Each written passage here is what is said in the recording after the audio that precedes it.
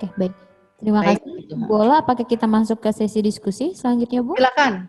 Ya, baik. Terima kasih Bola atas penjelasan materinya. Baiklah Bapak dan Ibu sekalian, tadi Bola sudah cukup panjang untuk menjelaskan mengenai penelitian kebijakan ini, dimulai dari kita harus memahami siklus kebijakan itu sendiri. Kami saat ini membuka kesempatan kepada Bapak Ibu untuk bertanya melalui kolom chat maupun langsung melakukan raise hand. Di kolom chat sementara ini sudah ada 2 penanya, yaitu Ibu Mutiara Kusuma yang pertama, lalu ada Ibu Tri Ramadhani. Dari Ibu Mutiara Kusuma ini beliau bertanya, berarti kajian potensi harus dilakukan setelah kita mengkaji siapa saja stakeholder dalam riset kebijakan kita.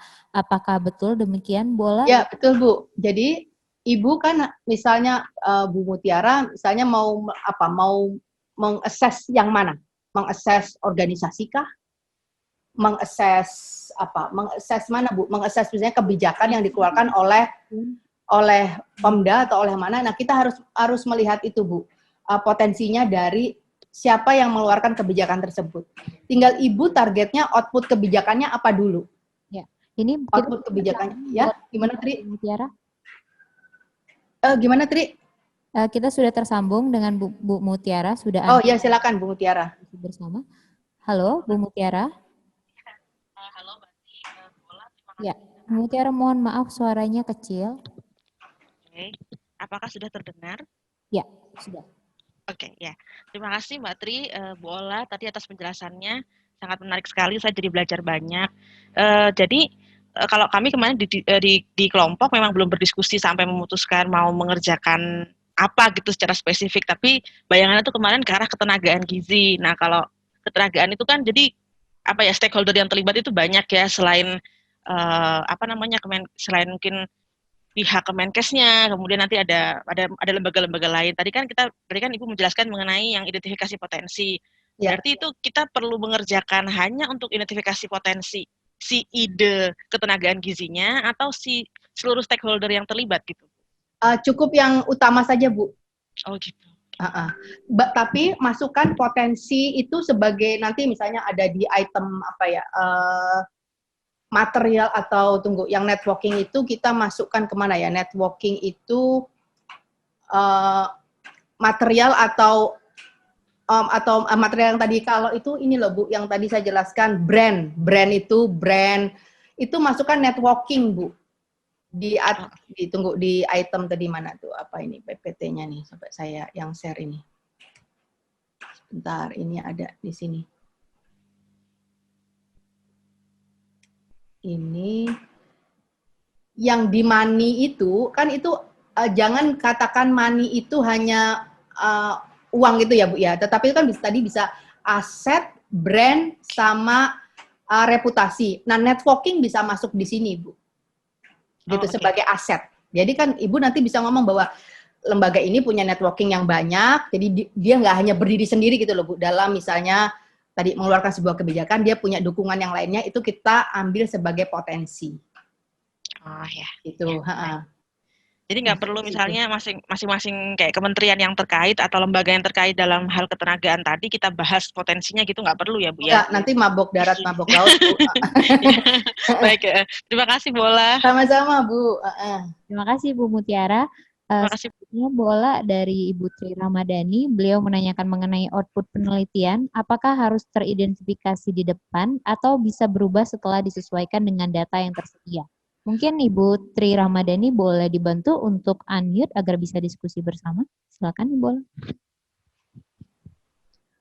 Bu Tri mau ngomong? Oh, silakan Bu Tri. Enggak, ini terkait tadi output kebijakan seperti itu. Kemarin kita mencoba untuk assessment tentang ini ke arah penyakit ya. Karena kami di Litbang Kesehatan, kemarin kita mencoba melakukan assessment tentang penggunaan elektronik DBD di Jawa Tengah, khususnya di Jawa Tengah, karena ini memang sudah menjadi kebijakan di Dinas Kesehatan Provinsi seperti itu.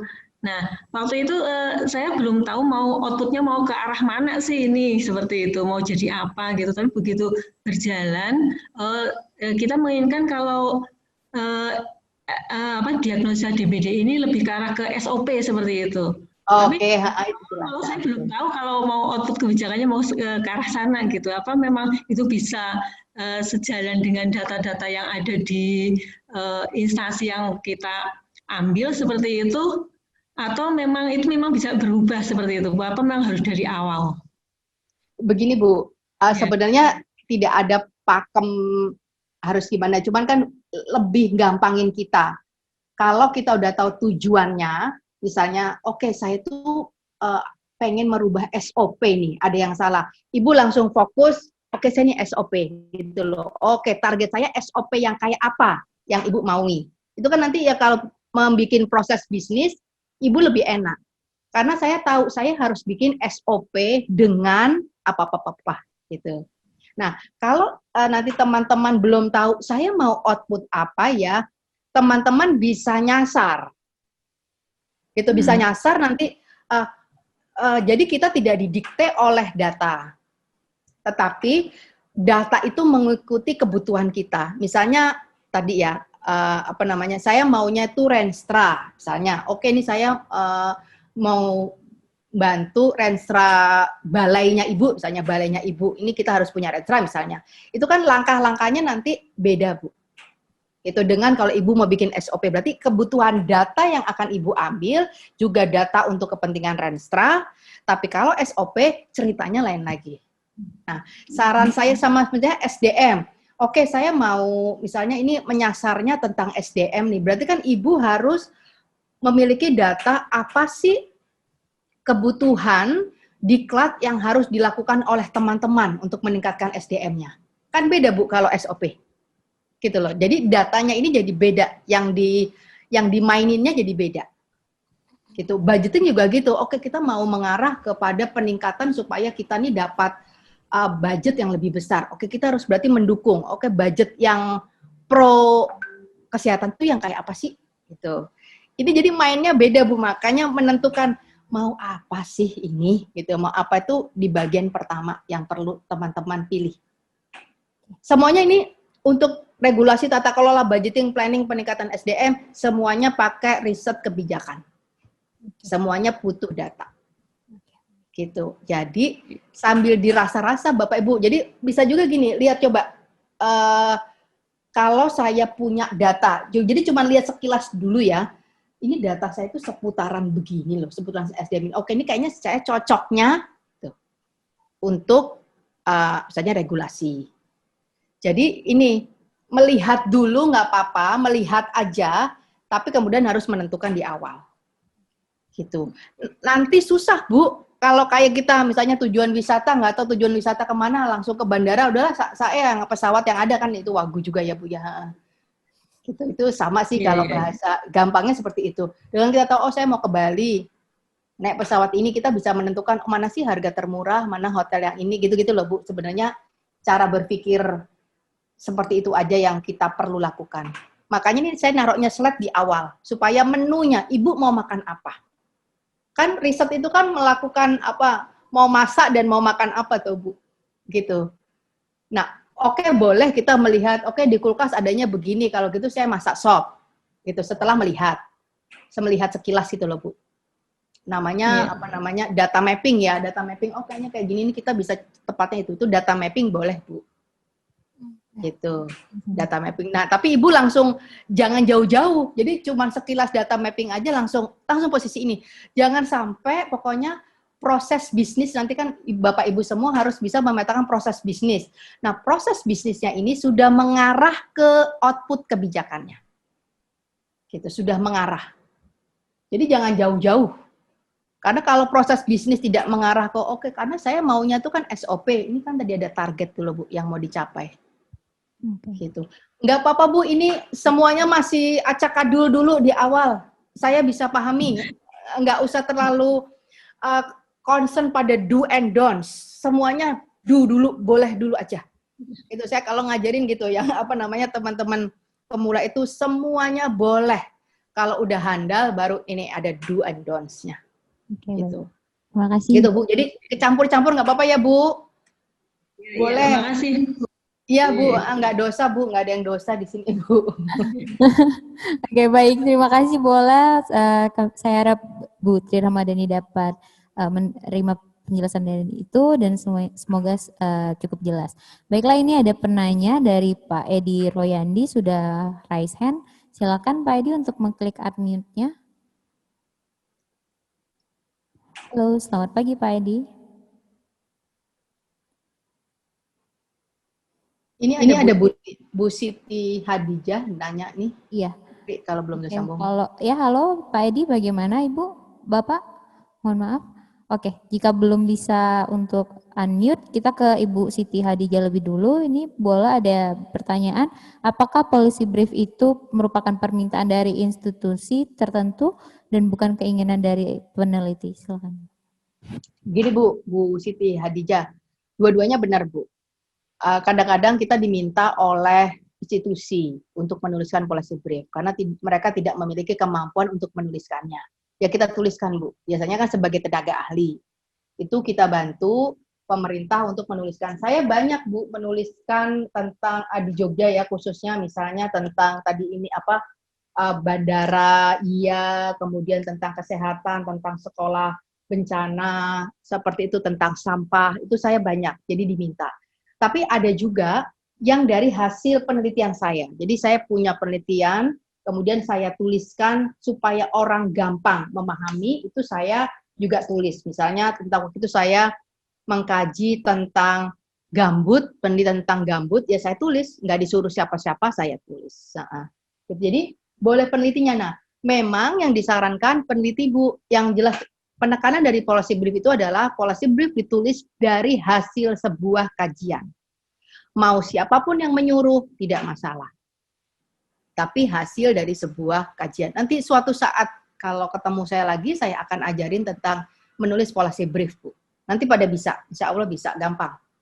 30 menit aja udah bisa kok. Itu Bu, tadi Bu Siti ya. Terima kasih Bola. Ini mohon untuk host admin bisa bantu Pak Edi Royandi diklik unmute-nya. Iya. Yang raise hand. Oke, masih belum bisa. Baiklah, ini Bola ada penanya lagi dari Pak Rukmono nih. Sudah bisa? Oh ya, silakan. Halo, selamat pagi Pak Edi. Pagi, terima kasih Mbak Tri. Mohon maaf Pak Edi, suaranya masih kecil. Halo. Ya, sudah Pak. Terima kasih Mbak Tri. Terima kasih Ibu. Materi yang sangat luar biasa sekali. Terima kasih Pak. Ini Bu, saya dari Badan Litbang. Iya Pak. Saya mau tanya gini Bu, saya ini sebenarnya punya suatu tema dalam pikiran saya. Ya. Yaitu tentang pengendalian penyakit akibat vektor nyamuk. Ya. Nah, untuk pengendalian penyakit ini kan pengendalian vektor ini kan harus melibatkan berbagai macam sektor itu. Betul. Jadi nggak cuma dinas kesehatan saja, tapi ada juga dinas lingkungan hidup, ya. Kemudian ada dinas PU dan perumahan rakyat, ya kan. Kemudian ada dinas kesehatan, kemudian mungkin ada Kominfo untuk mengubah perilaku sehat. Nah, tapi setelah saya lihat-lihat tuh sepertinya itu di Renstra itu nggak nyambung mereka indikatornya. Jadi ini dinas kesehatan tuh punya target tuh sendiri, kemudian instansi yang lain tuh yang berhubungan dengan lingkungan nggak mendukung target dari dinas kesehatan, dia malah target dari yang lain, seperti itu. Nah, ini bagaimana nih Bu untuk penelitian tentang tentang masalah ini Bu? Itu kalau udah judulnya Renstra Pak, selalu gitu Pak, nggak nyambung Pak. Selalu nggak nyambung, saya nggak kaget. Tapi Bapak harus mampu menunjukkan gini, sebenarnya di Renstra ngomong apa sih? Masalah apa yang ada di Renstra atau masalah yang menurut Bapak ada tadi itu tentang nyamuk itu, tapi tidak ada di Renstra. Bapak tunjukkan itu. Gitu. Jadi Bapak namanya nanti output kebijakannya adalah usulan dalam Renstra. Seperti itu Pak. Itu menarik sekali Pak. Karena mesti orang nggak aware Pak tentang penyamukan itu. Nah Bapak, kalau saran saya, selain tadi mengetahui atau mengidentifikasi masalahnya apa sih utamanya dalam si penyamukan itu, kemudian memetakan proses bisnis, kemudian nanti setelah proses bisnis itu Bapak tahu masalah proses bisnis, kemudian Bapak bisa mengadvokasinya melalui misalnya policy brief, Pak. Itu, Pak. Jadi bisa Bapak tulis secara sederhana dalam policy brief. Itu juga bisa, Pak. Iya Bu, ini jadi ini kan untuk nyamuk ini kan banyak Bu ya, penyakit akibat nyamuk ini ada DPD, ada malaria, ada filaria. Jadi saya pikir kalau ini diselesaikan secara komprehensif antar seluruh instansi yang masing-masing punya job description-nya, masing-masing dengan indikator-indikator yang saling mendukung, itu saya pikir ini akan lebih efektif dan efisien. Nah, cuma untuk ini Bu, apa namanya itu, untuk penyusunan policy brief itu kan banyak langkah yang harus dilakukan Bu ya. Nah, sedangkan sementara saat itu kan keadaan lagi COVID seperti ini Bu.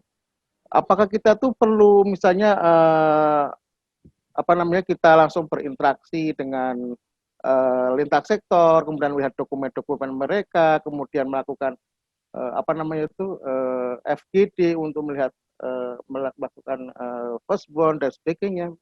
Bagaimana nih Bu seharusnya? Gini Pak, ini memang tadi isu penting ya Bapak tentang penyamukan ini, tapi memang kita kalah dengan COVID ya Pak ya. Maksudnya orang jadi males baca. Nah, ini butuh kemampuan mengemas Bapak bahwa setelah COVID itu tuh di musim mau masuk musim penghujan ini kita juga aware tentang penyamukan. Kayaknya itu juga momen bagus Pak untuk diangkat. Nah, begini, memang ada step by step-nya Pak. Ada step by step-nya dalam menulis policy brief, tetapi Bapak bisa mengawali dulu dengan serangkaian FGD dulu. Serangkaian FGD dengan teman-teman bagaimana kalau kita mau mengangkat isu ini. Mengangkat isu kebijakan ini sebagai hal yang penting setelah COVID. Jadi tetap bahwa kita harus tetap peduli sama COVID karena itu masalah nasional, masalah internasional, tapi juga ada masalah-masalah yang lainnya yang juga penting untuk kita address. Namun perlu diketahui untuk teman-teman yang pemula dalam kebijakan, jangan pernah berpikir nanti rekomendasinya adalah panacea, obat, kebijakan atau solusi yang saya kasih adalah obat dari segala sumber masalah. Nggak bisa. Jadi kebijakan yang nanti atau solusi, pilihan-pilihan kebijakan yang kita tawarkan hanya mampu menyelesaikan mungkin sedikit item. Harus bisa terima. Sebagai seorang analis kebijakan, saya bilang jangan baperan. Gitu. Karena nggak bisa Pak, sehandal apapun gitu orang ini udah bagus nih. Misalnya waktu itu kami mencoba, yang paling sederhana ya, kan ada calo nih Pak, banyak calo pengurusan akte kelahiran gitu. Kemudian kami membuat kebijakan namanya Citizen Charter. Jadi semua perjanjian, semua keputusan yang ada di kabupaten situ harus dibangun atas dasar diskusi oleh warga dan mereka menyepakati Pak pakai tanda tangan. Misalnya contoh, kalau nanti sampai nulis di akte namanya salah, tapi salahnya itu diakibatkan oleh si penulisnya, oleh petugas Pemdanya, maka akte ini harus diantarkan ke rumahnya. Gitu. Jadi kita pernah bikin kebijakan seperti itu. Berhasil untuk item tertentu Pak, kecil. Yang nggak berhasil juga banyak. Jadi kita cuma mampu kecil. Misalnya nyamuk tadi itu Pak. Yang penting Bapak menyampaikan idenya, bahwa ini ada isu kebijakan, ini punya masalah yang besar, kalau kita cuma fokus pada COVID, tapi nggak pada nyamuk, ini juga nggak pas. Ini adalah serangkaian solusi.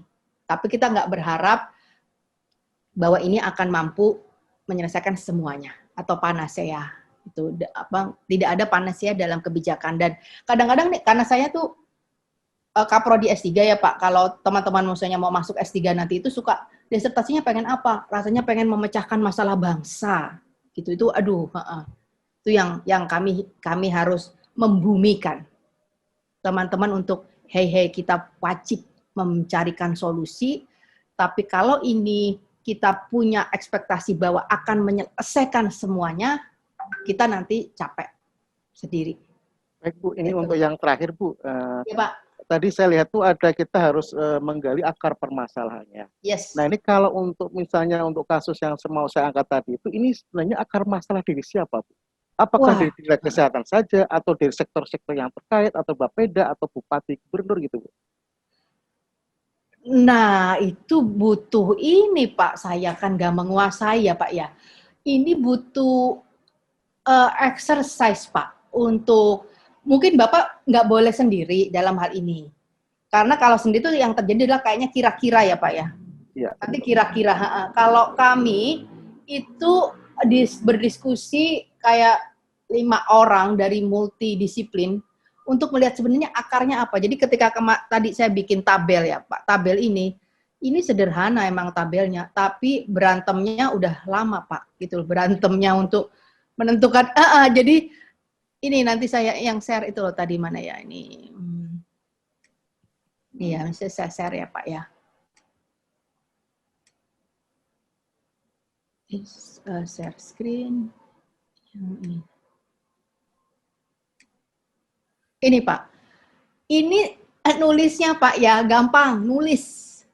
Tapi menuju, sampai kita bersepakat multidisiplin ini ngomong bahwa masalah di pertanahan itu adalah tingginya ini, kemudian disebabkan karena terjadi keraguan ini, walah Pak, Masya Allah, jangan pernah sendiri. Jadi kami dari multidisiplin, dari pihak UGM, tim itu dari hukum, fisipol, ekonomi, geodesi, kemudian apalagi ya, hukum, ekonomi, geodesi, geodesi ada 2, hukum, ekonomi, terus apa lagi ya, geografi Pak, untuk ngomong. Nah setelah kami bersepakat ini, kami kemudian cross-kan ke kantornya itu, bener nggak kalau kita nulis ini, misalnya telah terjadi keraguan dalam pelaksanaan putusan pengadilan itu bener enggak gitu. Nanti mereka yang akan mengiyakan. Karena kan itu perspektif akademisi dengan perspektif pelaksana pasti 2 hal yang berbeda. Nah, itu harus kita temukan. Jadilah satu kalimat seperti ini setelah berantem dulu. Kita akan ngomong dulu, ini begini bener enggak? Oh, enggak kayak gitu kalimatnya. Oh, enggak kayak gini. Enggak kayak gitu poinnya. Nah, itu tuh terjadi perdebatan, Pak. Gitu. Nah, kalau sesaat tadi saya nggak mampu Pak, karena saya pertama bukan ahlinya, gitu. Nggak mampu, Bapak butuh berdiskusi tadi itu, kemudian di pelaksananya siapa Pak? Pelaksana dari pernyamukan itu siapa? Nah, Bapak harus cross check untuk dapat masalah. Jadi isu masalah akar masalah ini sejatinya sudah disepakati bersama. Gitu. Jangan versi yang kita suka salah itu versi peneliti, Pak. Nah, ketika yang ditulis itu versi peneliti, resistensinya tinggi. Itu yang terjadi. Ketika ini kita ngomong, saya kok menangkap masalahnya seperti ini ya, dengan akarnya seperti ini. Menurut Bapak Ibu pelaksana, Bapeda dan sebagainya itu tepat atau tidak? Nah, kemampuan kita untuk melempar isu itu kepada pelaksana itu sebuah keterampilan sendiri, Pak. Kalau misalnya Bu, kita masih dalam taraf untuk menyampaikan wacana pembuka, apakah itu perlu sampai perumusan akar masalah, Bu? Nanti kalau nggak sampai akar masalah, kita nggak bisa menampilkan apa yang harus kita selesaikan. Karena jangan sampai hensaplas, Pak. Jadi ada namanya paradigma hensaplas. Sakit kanker tapi yang kelihatan di luarnya luka, itu ternyata dia hensaplas aja, tapi tidak menyelesaikan masalah dalamnya. Gitu. Jadi itu nanti kalau kita nggak sampai akar masalah, nanti namanya solusi hensaplas. Gitu, itu sih. Baik Bu, terima kasih. Gitu ya Pak ya, mohon maaf Pak, memang agak ribet sekali, tapi kita berusaha mencari jalan yang ideal, yang kira-kira bisa kajian kita ini dipahami oleh semuanya. Gitu, itu Pak. Ya, baik, terima kasih Bu. Sama-sama Pak. Pak Edi, dan terima kasih Bu Ola. Selanjutnya masih ada penanya lagi di sini, yaitu dari Pak Rukmono Wishanto. Mohon maaf jika saya salah menyebutkan nama. Beliau menanyakan bagaimana metodologi pengumpulan data yang diperlukan untuk membreakdown penyebab masalah. Bagaimana dengan data yang tidak cukup? Apakah cukup dengan asumsi atau opini? Silakan. Baik, Bapak Ibu, untuk semua hal yang berkaitan dengan riset kebijakan, kita menghindari yang namanya asumsi atau opini. Itu. Nah, lalu bagaimana kalau data itu kurang? Sekarang ini kita dituntut untuk menjadi kreatif untuk mencari data. Sekarang kita mengenal Bapak Ibu yang namanya big data. Big data itu kan data-data yang berserakan di antara kita yang kita bisa dapatkan. Memang mungkin nggak semuanya ada, tetapi banyak kemarin itu kita exercise data-data sekunder yang disediakan secara voluntary oleh dunia, itu banyak Bapak Ibu. Kalau misalnya nggak ada juga, kita bisa pakai misalnya literatur ya. Kalau masalah seperti ini tuh biasanya penyebabnya apa? Kan masalah ini biasanya bukan satu-satunya di dunia, nggak ada yang khas ya. Tapi mesti ada hal yang lainnya yang telah dilakukan oleh negara lain dan dia juga mengalami masalah yang sama. Itu biasanya kita pakai, kalau tidak ada dari big data, kita pakai dari tinjauan literatur untuk menguatkan ini kita, argumen kita. Jadi hindari yang namanya asumsi atau opini. Metodenya bisa beragam, bisa apa saja Bapak Ibu. Ya pada dasarnya kan cuma kuanti, kuali, mixed method, model seperti itu. Tapi sekarang variasi datanya. Gitu. Mungkin nanti kapan-kapan deh diundang Prof. Laksono untuk mengundang analis big data kayak gitu tuh, big data dari orang-orang yang bermain di big data itu biar tahu bahwa sekarang kita mainannya udah begini gitu. Kalau kita masih model kayak data statistik nanti kita ketinggalan gitu. Ada banyak yang menarik-menarik. Begitu Pak Rukmur. Ya baik, terima kasih Bu Ola atas penjelasannya. Berikutnya ada dari, mohon maaf, Ibu Bina Ekawati. Beliau menyatakan baru sedang memulai belajar dan menanyakan mengenai policy brief, apakah hanya ditujukan untuk memangku kebijakan atau bisa ditujukan ke komunitas atau masyarakat. Ini sudah mulai membahas mengenai policy brief, mungkin nanti para fasilitator dari Project WHO bisa menyiapkan untuk pelatihan policy brief, Bu Ola. Silakan Ibu Ola. Iya, baik. Sebenarnya tujuan utamanya adalah ke pemangku kebijakan, Bapak Ibu. Tetapi kalau mau ini diberikan ke komunitas, ini juga bagus. Karena sebenarnya target policy brief ini itu harus bisa dibaca ke semua level. Gitu. Jadi targetnya adalah ke semua level. Makanya jenis kalimat yang digunakan itu kalimat yang naratif, kalimat yang enak, kalimat cerita gitu. Bukan kalimat kita nulis jurnal gitu ya. Kan sopan santun. Ini bisa lebih lunak dengan judul-judul juga bisa, misalnya waktu itu ada yang maju kena, mundur kena, ada apa dengan UMKM, misalnya kayak gitu-gitu. Ada banyak Bapak Ibu pakai judul-judul itu lebih enak dan itu bisa dibaca oleh komunitas-komunitas. Jadi nanti tinggal strateginya, isu-isu apa yang komunitas itu rasakan banyak manfaatnya dan perlukan untuk diketahui, kita masuk ke policy brief gitu. Boleh. Sasaran utamanya memang pemangku kebijakan, tetapi harus bisa dibaca kepada semua level. Gitu. Kalau keluarga ibu hamil penting, Bu, penting sekali. Oke, gitu, baik. Pak. Oke, baik. Terima kasih Bu Ola atas penjelasannya. Saya harap Ibu Bina Ekawati juga dapat menerima dari penjelasan Bu Ola. Jika masih ada yang kurang jelas, bisa langsung mengklik unmute-nya atau menambah pertanyaan melalui kolom chat. Dan ini juga ada pertanyaan dari Pak Ambo Saka.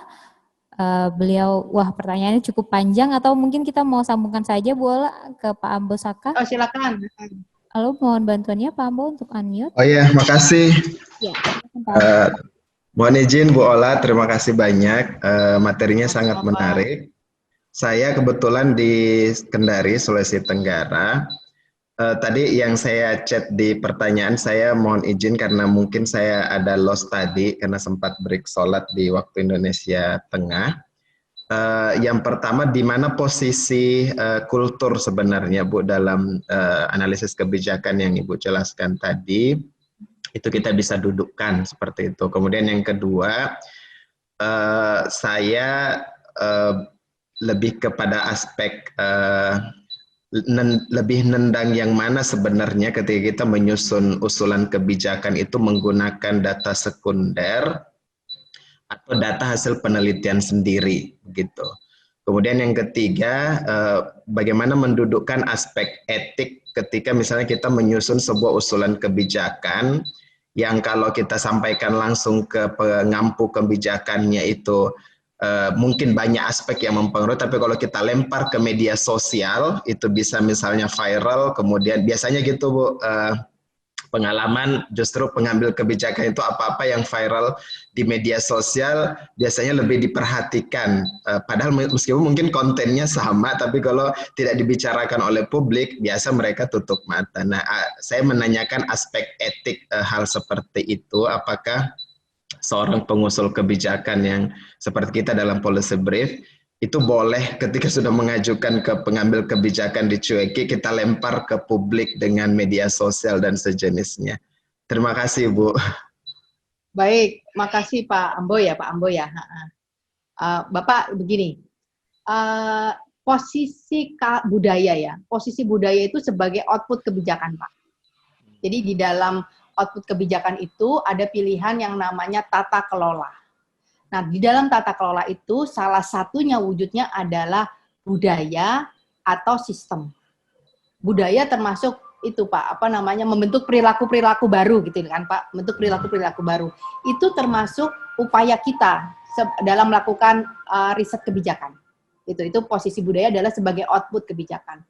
Kemudian kalau apalagi Pak dari Pak, kalau data mana yang lebih nendang? Semuanya nendang, Pak. Semua nendang. Persoalannya bukan di datanya. Satu, kita harus pastikan itu data akurat dan sebagainya. Mau Bapak pakai data sekunder, mau Bapak pakai data sendiri, mau pakai data sosmed, itu nggak ada masalah. Itu semua nendang. Sekarang aspek nendang itu ditentukan dari kemampuan Bapak untuk melakukan visualisasi data. Itu kuncinya, di visualisasi data. Nah, visualisasi data ini sekarang memegang peranan penting, Pak. Jadi kalau tadi, memang data BPS kan menarik, Pak. Apa namanya, pakai garis itu udah bener, itu, udah segala macam dah, bagus lah ya. Tapi kalau kita nampilkannya pakai tabel-tabel kayak begitu, aduh mana tahan, Pak, siapa yang mau baca? Tapi kalau kita cuma ngomong, Jogja adalah 5 yang tertinggi di Indonesia dari sisi penyakit kanker, itu kan cukup wow. Nah, visualisasi data itu yang penting di zaman sekarang. Gitu. Ini nanti ada tools-nya, Pak. Salah satu tools-nya yang visualisasi data itu namanya Tableau.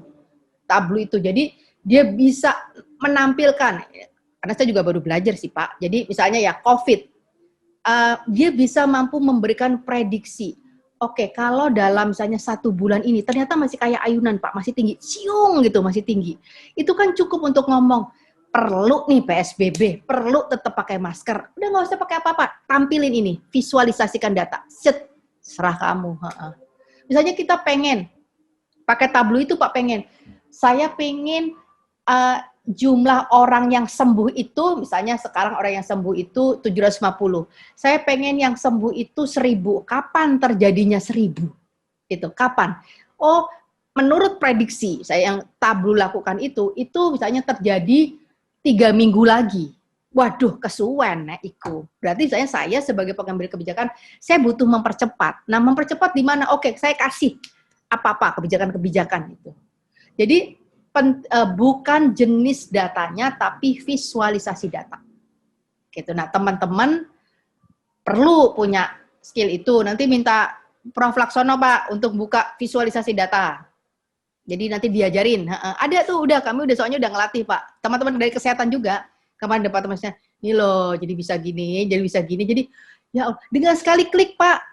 Klik, gitu. Dan itu skill. Nah, yang kita perlukan adalah kan kita punya imajinasi. Oh, ini bisa ditampilkan gini toh. Oh, ini bisa begini. Nah, teman-teman paling kurangnya di situ. Gitu, di imajinasi visualisasi data. Jadi monoton, tabel, kotak, aduh, pusing. Saya juga baca udah langsung, orang kan udah bosan ya Pak ya. Datanya benar, susah nyarinya. Visualisasinya gitu. Itu Pak.